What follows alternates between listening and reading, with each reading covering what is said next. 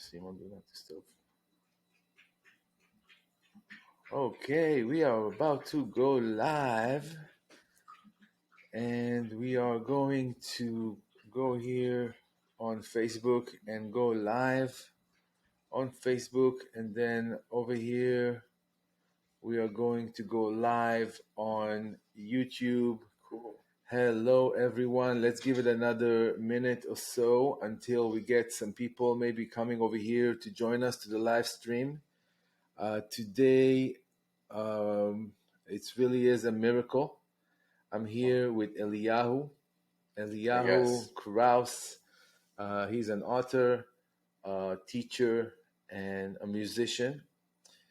And he wrote a book called Yeah, this one. It's called How to Be a Ninja of Life, How to Be a Ninja of Life. illustrated by Teresa Brecken. She did a great job, and we're going to talk about this story today a little bit. It's really Okay. nice. And exactly. So this is the second podcast that we are doing together. And this podcast name, as we all know, is Influencer Mindset. And the idea is that we are all influencers. We all have something to give to the world that it's unique to us. And through this podcast, we want to also invite people that are already influencers, that are influencing the world in a positive way, which Eliyahu Kraus is one of those people. Obviously, he wrote a book and he works with children and many more. Also, we have Dr. Yechiel Harari that's coming, and we have, God willing, more influencers that's going to join us and share their ideas and special way for them to influence the world in their own way, in with their mission. So Eliyahu is here with us to share more. We are calling this episode Ninja of Life Part 2. And Eliyahu is going to share with us a little bit more about the story, a little bit more depth. And we're going to really try to dive in to the ideas that Eliyahu wants to share with us. The ninja idea, again, it's pretty revolutionary. You're talking about a concept and mindset to be faster, to the point, sharp, work hard, very disciplined, extreme discipline, and many more things. But now I want Eliyahu to share with us. So Eliyahu, welcome to the show. Thank you, Uzi. Good to be here. Good to be back. Last episode, we spoke a little bit about how being a ninja of life, it's not a stage that you get to. It's a decision that you make right now. I want to be a ninja of life. What does that mean? It means that you're careful with your word. If you say something, you're going to do it. But it also means that you're on a constant peak of growth, which will include falls. But when those falls happen, you don't stay in them. You pick yourself back up. You go, okay, it happened. And you keep going. And it's okay to fall. I mean, it's a human thing. It's part of growing. You can't really grow unless you fall and then you get back up stronger. Because if you're just going like this the whole time perfectly, there was I think I told that story last time, where the guy says to the teacher says to the father, your son's not doing so well. We should get him out of here. He's like this and then, and he's all over the place. And the father said, well, I'm a surgeon, a cardiologist, and when it goes like this, that means the person's dead. When it goes like this, you want that. That means they're alive. So you have to fall in order to build yourself back up. Exactly. And being a ninja of life is understanding that, accepting it. And then we spoke about a few tricks of how to keep yourself moving, where you give yourself an assignment that there's no excuse that you'll fail. For example, when you wake up, stretching for 10 seconds, breathing for 10 seconds, something that you'll do for sure. While you're brushing your teeth, you can stretch one arm. It's all about figuring out how to do that. And today I want to talk more about the power of speech. We are given speech, real intellectual, intelligent speech, because we have the ability to either create with it or destroy with it. And it's up to us. What are we going to be doing? Are we going to be creating or are we going to be destroying? When you say to someone, good morning, you're giving that person a good morning. You're actually creating that his morning will be good. If you say to someone, you stink, then trust me, you're making him stink, you know? Exactly. Mm-hmm. That's amazing that you are mentioning the idea of the power of speech, because it's such a powerful thing. The word abracadabra, it's actually an Hebrew word, and it means I will create as I speak. Wow. Abracadabra. Wow. And that's an amazing idea. The power of speech is just so powerful. Also, they say obviously you are what you think, because thoughts creates reality. But when you're saying it, it's like you're bringing it down into the world, and you are in a way manifesting something. Mm-hmm. That's why speech is considered An action. an action, a deed. Exactly. So I just want to share a quick thing about it. That happened about a week ago. So I was my daughter was asking me about an idea for her school science project. So I told her that she should take two jars and fill them with rice, and write on one "I love you," on the second "I hate you," and then Mm-hmm. come every morning and just talk to the jars. Say to the one, I love you, you're so sweet, I love you." And to the other one, say, "I hate you, you're terrible, I hate you." Wow. And she did that for a few days, and the results was astonishing. This is the "I love you," and the "I love you" jar just came out without any mold, hardly, just a little bit of mold. But the Wow. other one, the "I hate you," had full black and red mold on Where it, is it? and it was obviously thrown away Mm. by my daughter. But it was in a distinct Oh my gosh. difference between the two rices. The experiment Wow. worked. It was a successful experiment. It showed that the power of words, and the power, even if to a rice. So imagine the effect that the words have on human beings, on um, on everything else. Yeah, that's where we're gonna really. That's what we're focusing on. It all starts in this book that we started. It's Sefer Vayikra. It's all about sacrifices, which we don't bring anymore. We substituted it with speaking, with tefillah, with prayer. That's through speech. But the truth is, they also spoke when they brought it in the Beit Hamikdash. They would put their hands on the sacrifice, and then they would say, "I did this."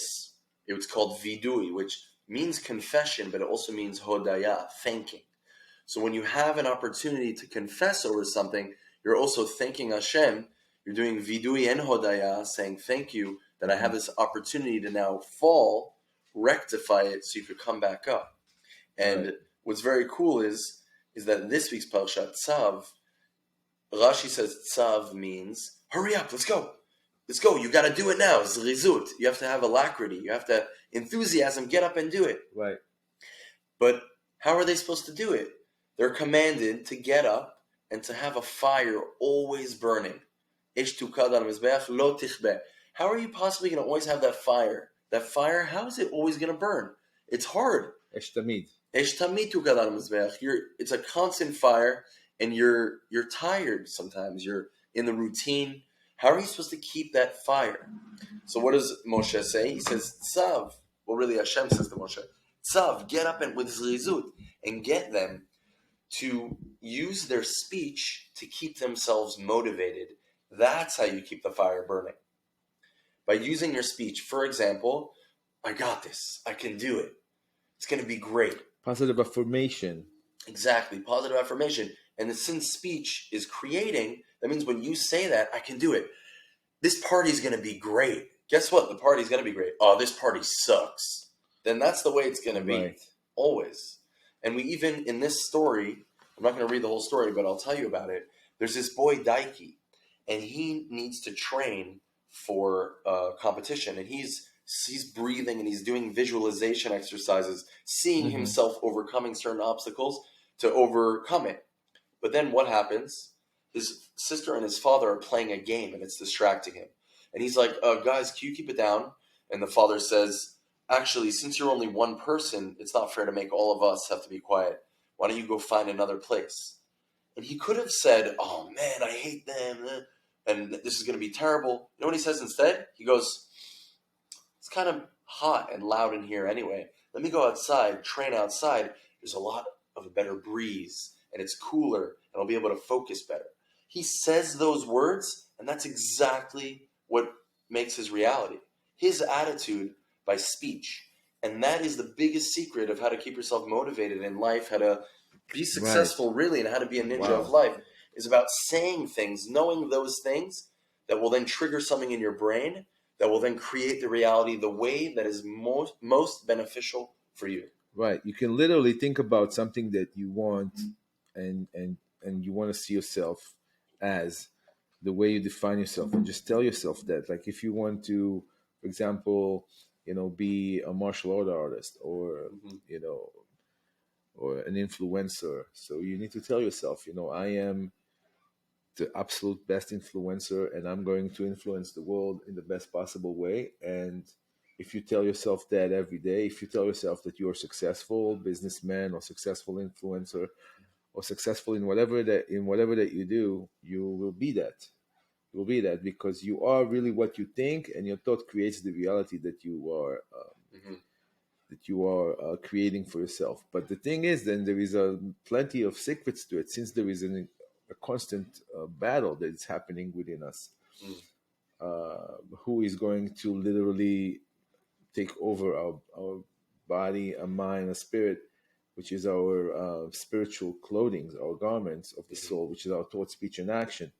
So, so our thought, speech, and actions are like almost like a cosmic instrument that we are creating reality with. We have received it as a way for us to also understand that we have a thought, speech, and action that are lower, and thought, speech, and action that are upper, which means there is the higher self, and then there is the lower self. There is Right. the godly soul, and then there is the animal soul. Right. So when we really understand that battle, and we choose to come and speak from the higher self, Mm-hmm. the one in us that it's really just want to share altruistically, does not want to receive anything in return, or does it for any other intention rather than just being there for people and sharing with them, giving them the Mm-hmm. information, tools to connect. Because a lot of the problems that we have is that people look for God outside themselves, Mm-hmm. and that's something external. And when we do something external, we might fall into the externality of our being, which is our lowest self. Our higher self is the internality of who we are. Right. When we're talking about, that's beautiful. And when we're talking about animal soul and godly soul, I think someone told me recently that they're put in the same body. That's not for our bad. It's actually for our good. And there's one pasuk in Dvarim, in Deuteronomy, where it says that when you go out to war against your enemy and you take a captive, Mhm. right? Ki tetzeh lamilchama al oivecha, or im oivecha, remember? Right, Vishavita shivyo. right, So I heard, I think it was Arav Zamir Cohen, he says that your enemy, Chazal say, is your animal soul, and you need to trap it. It doesn't say kill it, it doesn't say destroy it, it doesn't say kick it away. right. It says capture it.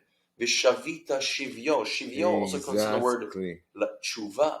Yeah, When you figure out how to use your animal soul to help the godly soul, to give it everything it needs, not to look at it as a bad guy. exactly. It's not a bad guy Right. actually at all. It's also called nefesh behemit, which is the animal soul, but it's also called nefesh chiyunit, Mm. which means the essential soul. Why?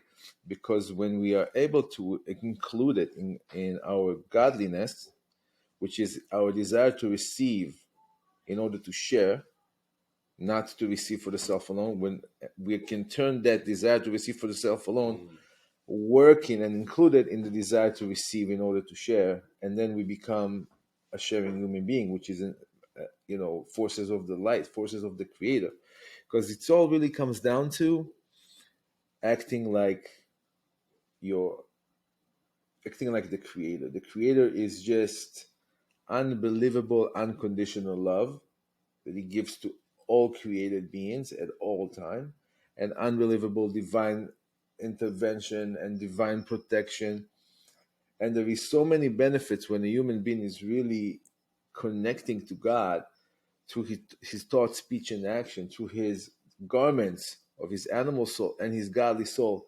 He could reach really height and connection that you could literally feel like you are the ocean. You know, there is the example that I give in my book that that you're like a drop, World of Illusion.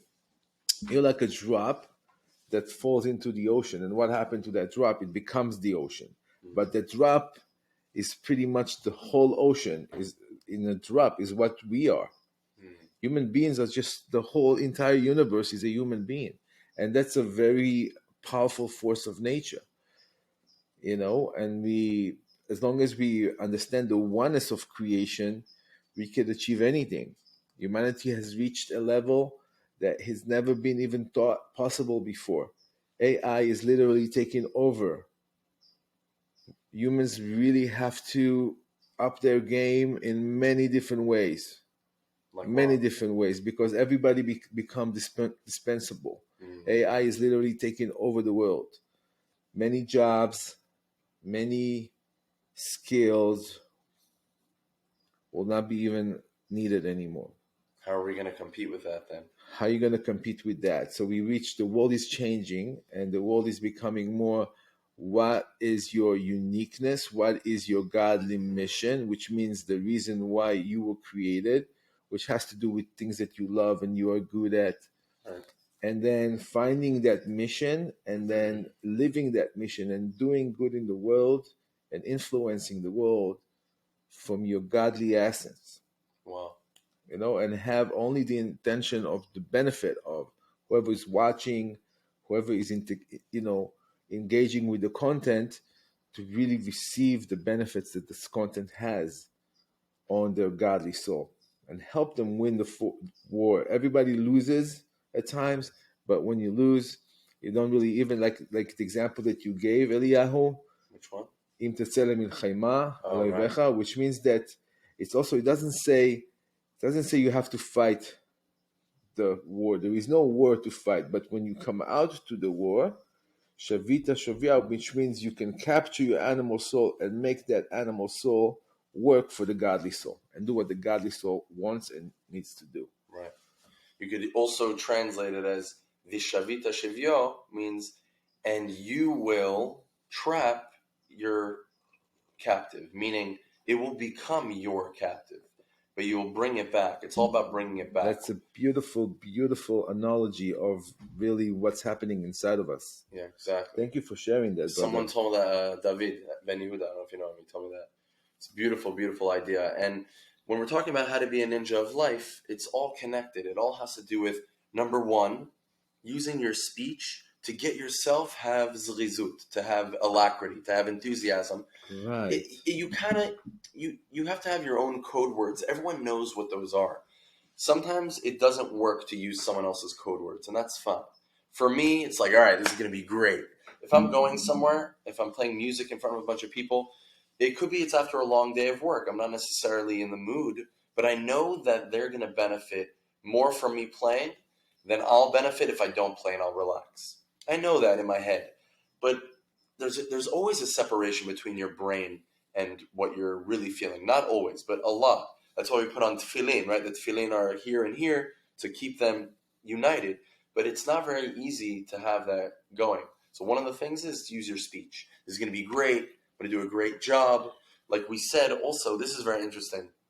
In Vayikra and in Tzav, we're talking about what does the Kohen need to be zariz about? What does he need to have alacrity about? Is doing the Korban Olah. Olah is a very weird, very strange sacrifice because you burn everything up. No one gets to eat from it. And you only do it if you had the opportunity to do something good and didn't do it. A positive commandment that you didn't do. On the other hand, let's say there was a negative commandment, like don't steal, and you stole, you have to, and it was by accident, you didn't know it was someone else's money, you bring a chatat. So for transgressing a negative commandment, you bring a chatat that the Kohanim eat from. For not doing a positive commandment, like I didn't help that friend when I could have, nobody gets to eat from it. That is very, very strange. Yeah. So what does the Kohen say? He says you have to have alacrity, zrizut, to do the korban olah, because that's the problem the person had in the first place. He didn't have zrizut. He didn't help the person when he was supposed to. So now you better have zrizut and bring that sacrifice, but no one's going to get to eat from it. It gets burnt up completely, which is like a fast. Fasting is when no one gets to eat. But when you mess up and you steal by accident or break Shabbat or eat whatever by accident, you bring something, but that negative thing that you did, it actually could still feed Kohanim. Why? Because the Kohanim are always looking at you with a positive eye. That's their job. The Kohen's job is chesed, always to judge you favorably. Levi's job is more gvura. So they're different. They're guarding. They're usually the judges. The Kohanim, they get to eat from it because they see the positivity. They know that through every mess up, you can bring it back. So it's just very interesting insight into how to you can live by all this stuff that we're reading in the Torah. It's very, very applicable, and it's a way to connect the animal and the godly soul together. I like the idea.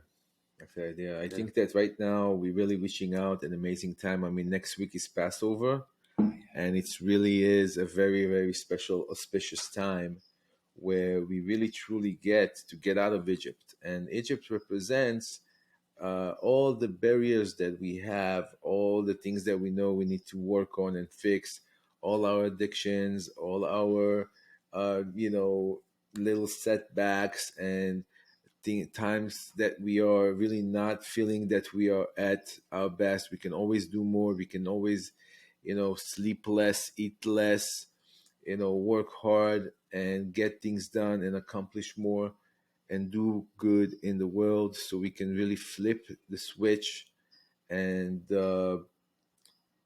and there is not going to be any more evil in the world. Amen. It was only going to be good. People will understand the oneness, and people will start to be humble and kind towards one another in a true way. Not has to do with anything. No religion, no color of skin, no geographical location. We are all one family of humanity, and it's time for us to unite and come together and understand that we need to do this for our Creator, because He is not doesn't belong to one nation. It belongs to all nations. The Torah was given in 70 languages, and everybody understands it. And there was many people and characters in the Torah that their job was to spread it out, and they did. And they spread it out, and now people know that there is a creator in the world, and science already proved it in many different ways. I did a video about how to make somebody who is completely non-believer to believe in God in a rational way. And it's really interesting. It's on my feed. I recommend people to go check it out. Sounds amazing. The Yeah. power of speech. I think using our speech to say good things to people, to look for ways to compliment people, really, not authentically. You don't have to make it up. For yourself as well, judging yourself favorably with your speech. It's going to be great. I'm going to have a good day. It's going to be good. Good morning. Thank you. Simple things, but also, yeah, nice. Exactly. Love yourself. Really work on self-love. Cultivate self-love, because it's really important. Because true love has to come from somebody who really loves themselves in a not in a selfish way, but in a way that just like when you go on a plane and there is the instructions of what happens if the plane crashes. There is two masks coming out of the ceiling, right? And if you have a child sitting next to you, you first put the mask on yourself, and then you put the mask on the child. And that it's because to help the child, you need to be good first. And this is what also the concept of "Ve'afta l'recha kamocha," love the neighbor, which means that you need to love yourself in order to love the world and to love other people, and especially other people and your friends and the people in your home, in your community, your friends, your family, and everybody on earth, pretty much. Just wish everybody well and bring the redemption and bring finally the end to all pain and suffering in the world. Man, beautiful. Wow. Thank you, Uzi, so much. Thank you for joining me today, Eliyahu Of Kraus. course. And this was Being a Ninja, Becoming a Ninja of Yeah. Life. Check out the book. It's on Amazon. You can order it, or if you know me personally, I'll give you a How signed to Be copy. a Ninja of Life Part 2. Part two. Stay tuned to Part 3 coming soon. Also, check out my book, World of Illusion Mindset of the Sages, on Amazon. Working on some few commercials on it online. Please like, share, and subscribe. See you at the next